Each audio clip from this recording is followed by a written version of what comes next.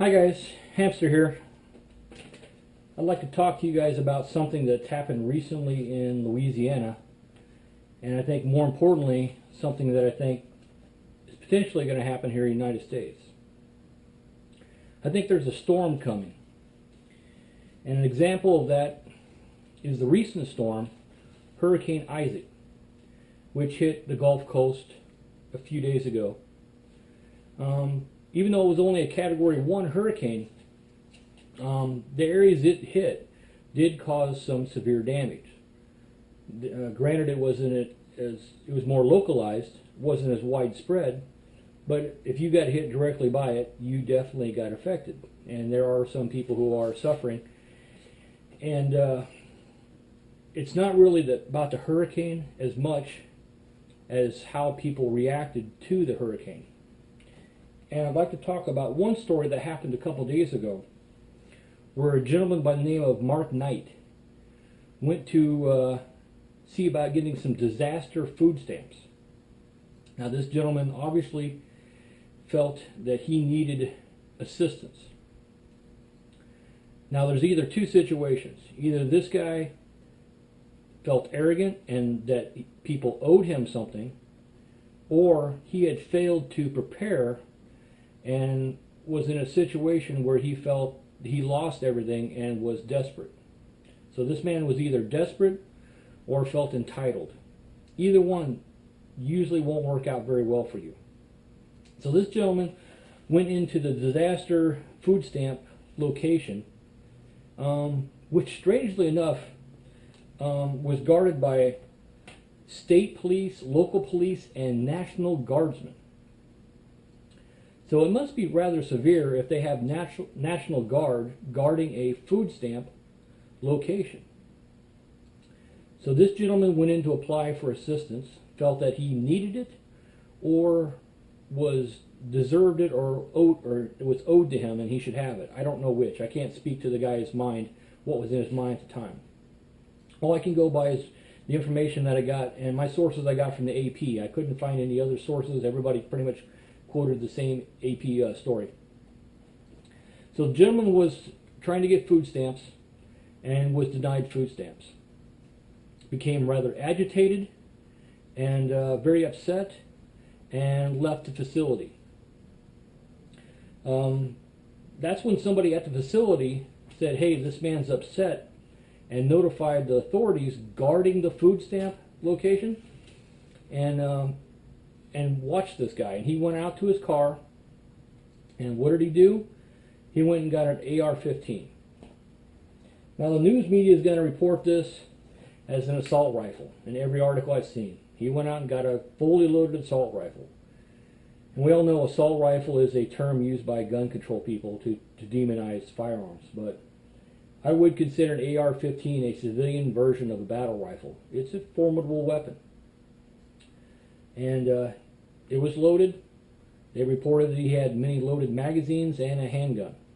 So he was extremely well armed for someone driving down to see about getting food stamps. He did become rather irate. He went out to his car and he did attempt to retrieve a loaded rifle from his car. Luckily, he was subdued and the event happened quite well. It ended well with no one being injured and just this gentleman going to jail. Obviously, this gentleman was having a very bad day, and his day went from bad to worse. He wound up being booked on terrorizing and aggravated assault. So this guy must have felt pretty desperate to do something like this. Now, obviously, I can say this gentleman probably was not a prepper. If you see some of the items I have here on the table, this is what the gentleman had here. This is what he showed up to the food stamp office with. I would say he was fairly well armed. He had multiple magazines, a handgun, and a battle rifle. Had he had some of this, I don't think he would have been as desperate, and I think he would have had more options. I please urge people to set aside some cash. I don't care if it's $20, $40, a little at a time, cash. Now I'm talking not in a bank, someplace where you have 24-hour access to it. In the event of emergency or crisis, you have cash available to you. You need to start setting cash aside, and water and food. Had this guy had water, food, and a small bit of cash aside, it would have given him a lot more options, and I think he would have felt a lot less desperate. And his situation, he would have had a lot more options and more time. Now, obviously, you can't have enough food to have as much food you're going to need for the rest of your life. But if you just have 3 days, 3 weeks, 3 months worth of food, you just have several $100s of cash available. I mean, if you just had enough food for 30 days and enough cash to get by for 30 days, in the event if something happens, it's a huge burden lifted off of you, especially if you have a family. So he obviously was not a prepper, but he was extremely well armed. And this is something to think about. There's a lot of people out there buying this. I don't see very many people buying this or saving money. You need to set some money aside. We don't need 40 million tons of this. You got to have this, and you got to have the ammunition, and you got to have the training. I am huge on the training and the ammunition. But without the food, the water, and a supply of cash for an emergency, you could wind up like this gentleman did, Mr. Mark Knight.